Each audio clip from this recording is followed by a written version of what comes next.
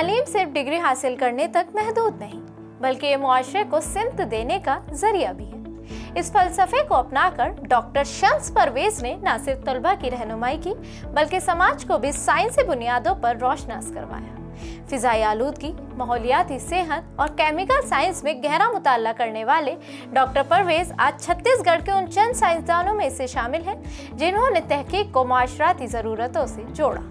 आदाब, मैं हूँ आपके साथ आमना फारूक और आप देख रहे हैं आवाज़ दी वॉइस।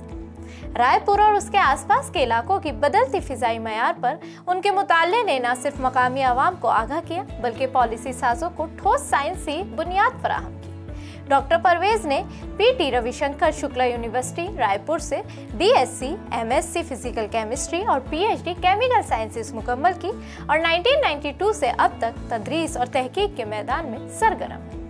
3 दिहाई से ज्यादा तजर्बे के दौरान उन्होंने दर्जनों तहकीकी मकाले लिखे और कई एमफिल और पीएचडी तलबा की तरबियत की। डॉक्टर परवेज का मानना है कि तहकीक तब तक मुकम्मल नहीं जब तक उसका फायदा आवाम तक न पहुंचे।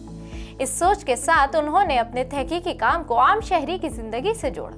फिजाई आलूदगी के खतरात पर उनके मुताले ने न सिर्फ आगाही में इजाफा किया, बल्कि माहौलियाती और सेहत से मुताल्लिक़ पॉलिसियों की सिमत भी मुतय्यन की।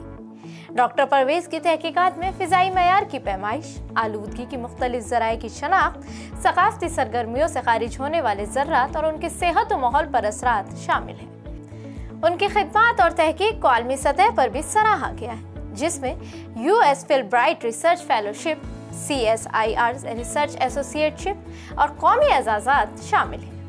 डॉक्टर परवेज छत्तीसगढ़ के मुख्तलिफ माहौलियाती और तालीमी इदारों के मशावरती और सरकारी ओहदों पर भी फाइज हैं। डॉक्टर शम्स परवेज न सिर्फ एक उस्ताद और साइंसदां हैं, बल्कि छत्तीसगढ़ में माहौलियाती तहफ़्फ़ुज़ और साइंसी तहकीक के लिए एक रोशन सतून भी।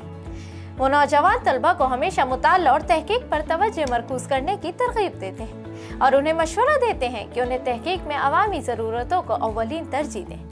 डॉक्टर शम्स परवेज की ज़िंदगी एक मिसाल है कि किस तरह साइंसी इल्म और समाजी खिदमत का इम्तिजाज मुआशरे में मस्बत तब्दीली ला सकता है और नौजवानों को सीखने, तहकीक करने और जिम्मेदारी के साथ आगे बढ़ने की तरगीब भी देता है।